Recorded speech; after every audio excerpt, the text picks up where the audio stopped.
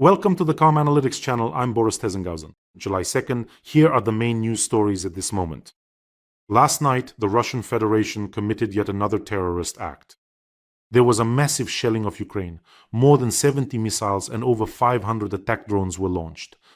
The main strike targeted Kyiv. At this moment, it is known that as a result of this Russian strike, unfortunately, 20 people have died. More than 100 people have been injured. My condolences to those who lost loved ones today, and I wish a speedy recovery to those who were injured. 5 people were injured in the Kharkiv region as well, including a child. In general, last night the Russians carried out strikes on Sumy region, Dnipropetrovsk, Zaporizhzhia, and Cherkasy as well. Here, take a look at these photos from Kyiv. According to the Russian Ministry of Defense, these are defense industry enterprises, military facilities, and locations for launching and assembling drones. Here in Kyiv, a missile destroyed half of a residential high-rise building. Both private houses and apartment buildings in different districts were damaged. A medical facility was also hit. In other words, they were simply striking residential buildings and civilian targets. Remember, in a recent interview, Putin claimed that Russian strikes are more destructive than those by Ukraine. He wasn't lying. While Ukrainian drones are striking oil refineries and military targets, the Russians are hitting residential areas. In other words, attacking residential buildings is all Putin has left to try to force Ukraine to accept his terms. And everyone understands this.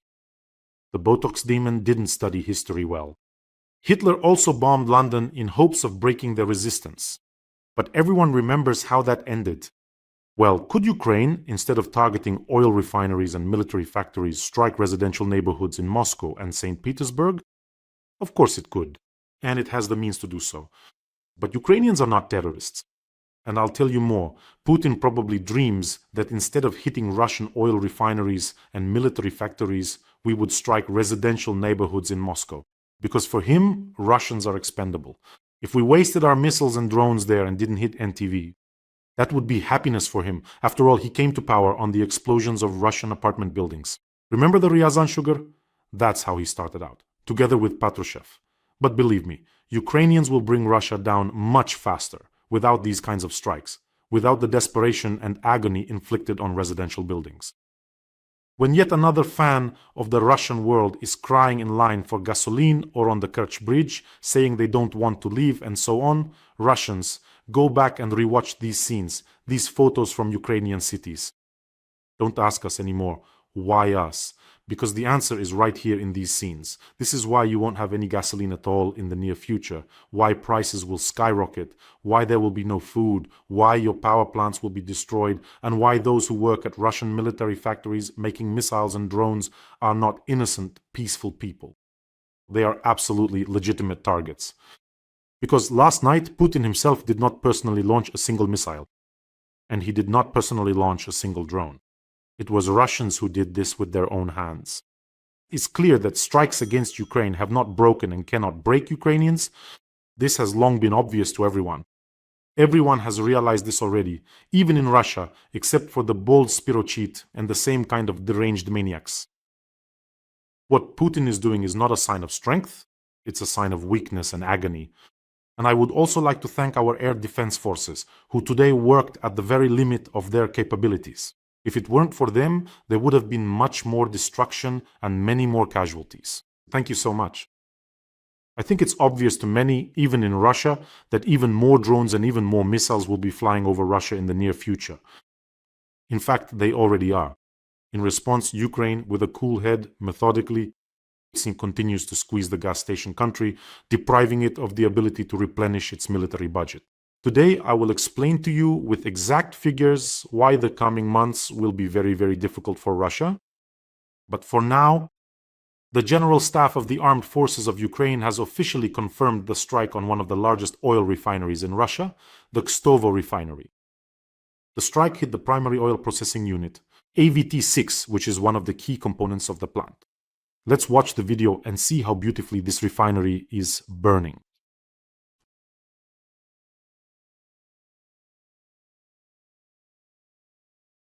And this target is very, very difficult. This is one of the largest oil refineries in Russia. It processes 17.5 million tons of oil per year. Processed, that is. In terms of processing volume, it ranks fourth among all Russian refineries. And here's an important point. This plant in Kstovo produced 3 million tons of gasoline and 6.5 million tons of diesel per year. This enterprise is one of the largest fuel suppliers to the central part of Russia, including Moscow and the Moscow region. And now we are getting to a very, very important point. Now let's add things up. The Moscow oil refinery has been put out of operation until 2027. Now Kstovo, which also supplied Moscow and the Moscow region. So Moscow is simultaneously losing its entire fuel supply system. And now we've reached that very cherry on top.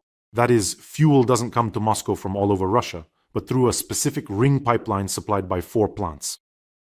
The Moscow oil refinery itself, which has stopped, the Ryazan, Yaroslavl, and Nizhny Novgorod refineries, well, that's Kstovo.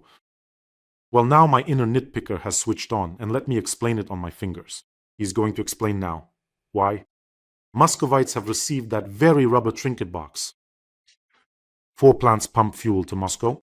The Moscow oil refinery in Kapotnya has been shut down. It supplied 40% of Moscow's fuel and 70% of the Moscow regions. That's it there. Both primary processing units have been destroyed. By the way, according to preliminary estimates by Russian companies, repairs could cost up to $1 billion. And it's not certain that in 2027, the Moscow oil refinery will be up and running. And if by some chance it does start up, they'll hit it again. The second plant that supplies Moscow is the Ryazan plant. Its capacity is also about 18 million tons per year. It is located 200 kilometers from Moscow and has been shut down since May 15th after a drone attack. Initially, it was said that it would be up and running by the end of June, but there is no confirmation that it has resumed operations. The second plant is shut down. And Yaroslav Neftorg Syntes, Yanos, the third plant, has a capacity of about 15 million tons, ranking 5th in Russia in terms of processing volume. By the end of May, it was operating at a quarter of its nominal capacity. Gasoline sales on the exchange have practically stopped.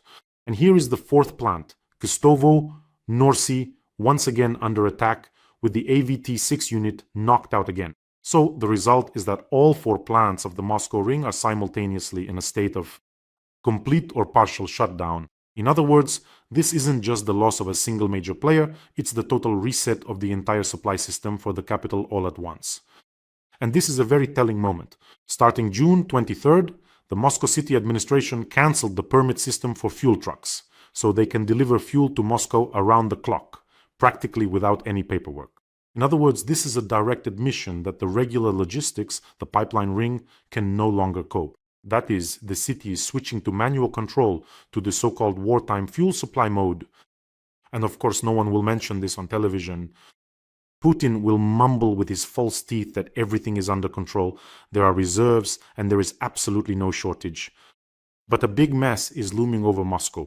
That is Putin, this creep who colors his eyebrows with Leningrad brown mascara in a chase after his long-lost youth. He is constantly lamenting the collapse of the Soviet Union. And yet the USSR was much more powerful and unified than modern Russia. And it fell apart in no time. Now, the Russian Federation is bursting at the seams. And the fuel crisis is just the tip of the iceberg.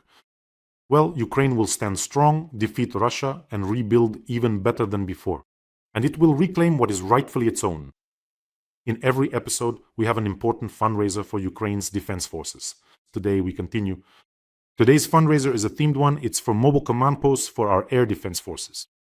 For those who have shot down Shaheds and are shooting down Russian missiles. For several air defense units and the 152nd Jaeger Brigade. The soldiers have recorded a video message for you. Please take a look. 152 бригада і підрозділ повітряних сил України та канал Бориса Тізенгаузена починають збір на 2 командні пункти, щоб збивати шахеди над нашими містами і запускати дрони-перехоплювачі. Сума чимала, але тільки разом ми можемо дати ворогу по зубам. Слава Україні! Героям слава! Let's help our warriors. The link to the fundraiser is in the description of this video.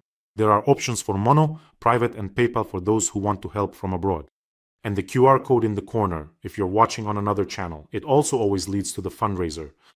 The more of these mobile command posts there are, the more comfortable, convenient, and effective it becomes. They work with our warriors from the air defense units. And I think by helping our air defense forces, everyone clearly understands that they are directly saving someone's life. That is, every downed Shahed, every intercepted missile means lives saved. So I really ask you to support this fundraiser. And yesterday we closed another fundraiser for the artillerymen of the 101st Brigade for a vehicle. Yesterday I called Dima from this brigade. He and his comrades are extremely grateful to you. In short, enormous thanks. Thank you for supporting Ukraine. Help our soldiers. And from me, special thanks. You are simply incredible. Truly just incredible.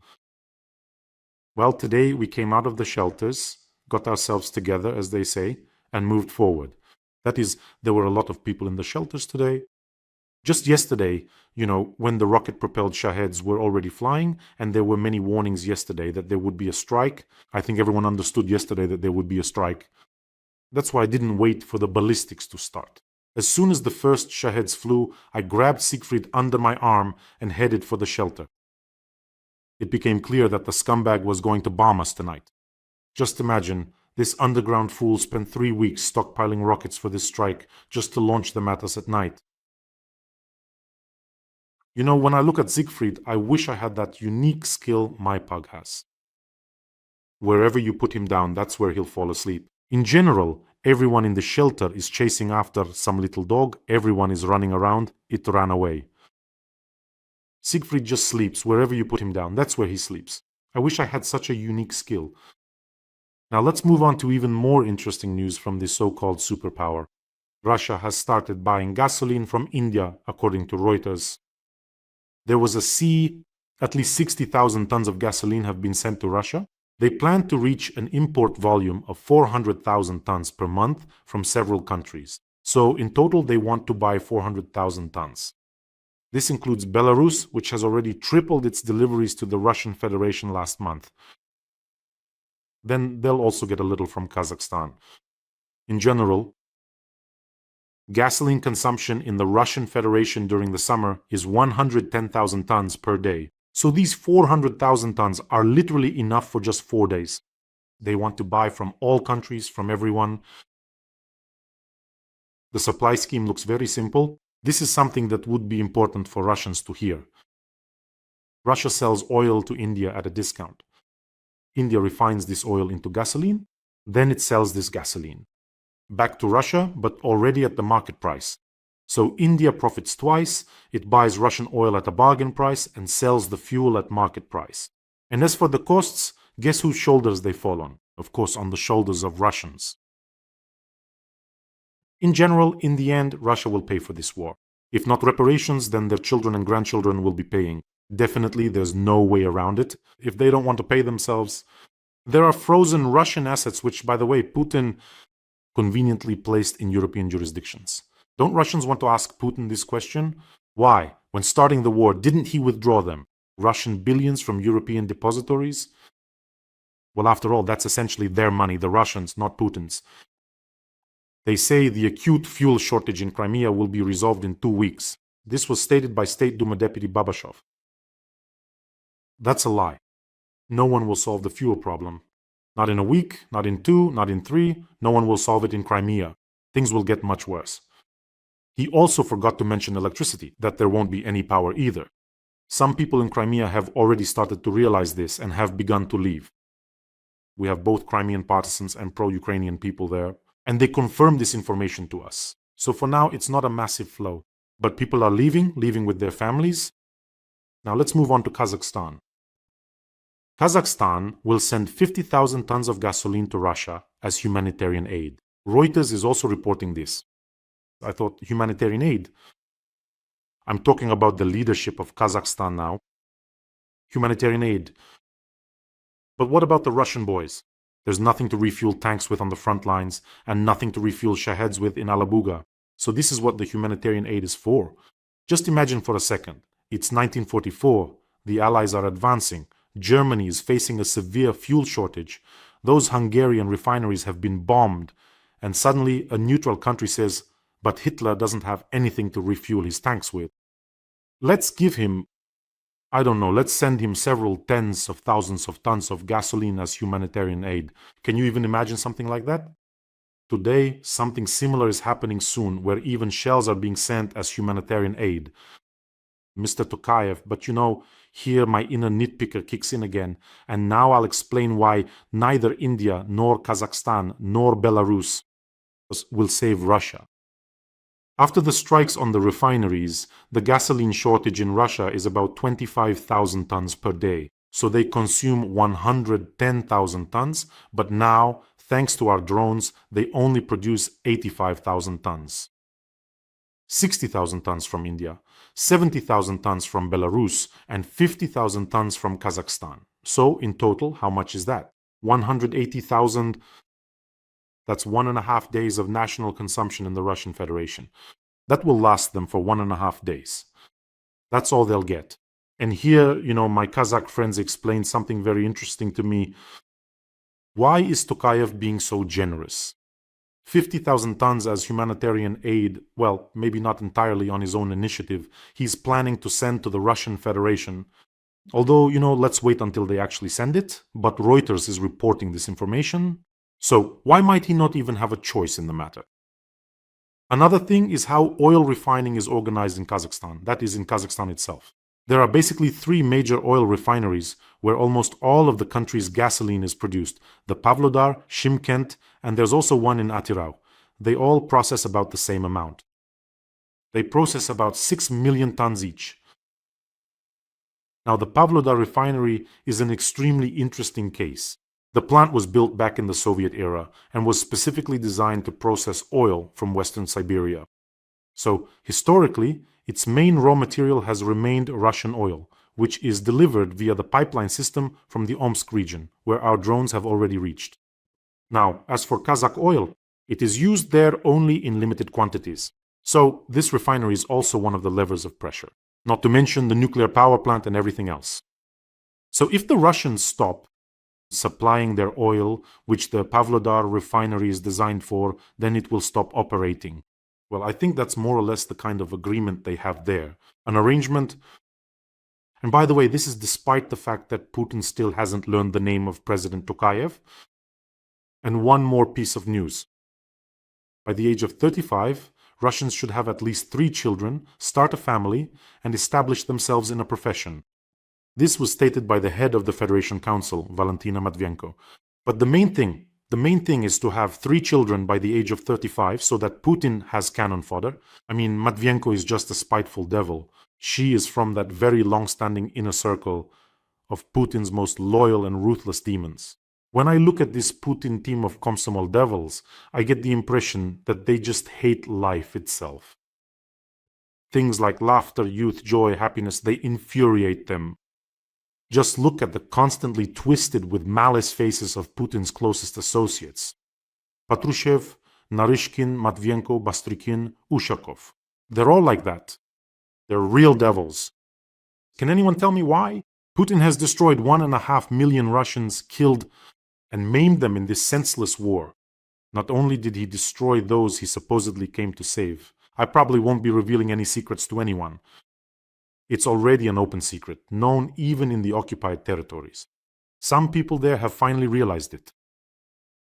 No one is planning to rebuild Donbass. That is, as long as it remains under occupation, no one will restore it. Here's a very simple example. In Donetsk, for 14 years, they haven't been able to solve the water problem, and they're still not solving it. In other words, the city turned into a dump with the arrival of the Russian world. Who is going to rebuild anything there? Putin had 14 years to turn Donetsk into a flourishing city. Well, just imagine, he's a jerk, a ghoul, a villain. But he could have thought like this. Listen, I've occupied Donetsk, so now I'll show everyone that wherever Russia comes, it's a paradise, that everyone starts living well there. Could he have done that? He could have. So he had 14 years to turn Donetsk into some kind of flourishing city. But in the end, things in Donetsk got much worse. So why would anyone think that they're going to rebuild there, and that millions of tons of burnt bricks will be replaced with some kind of skyscrapers? Putin is an absolutely hopeless neighbor lowlife who, looks over the fence at how beautiful everything is on your property. The grass is green, everything is neat, there are berries, flowers, little fir trees, tomatoes somewhere in the greenhouse.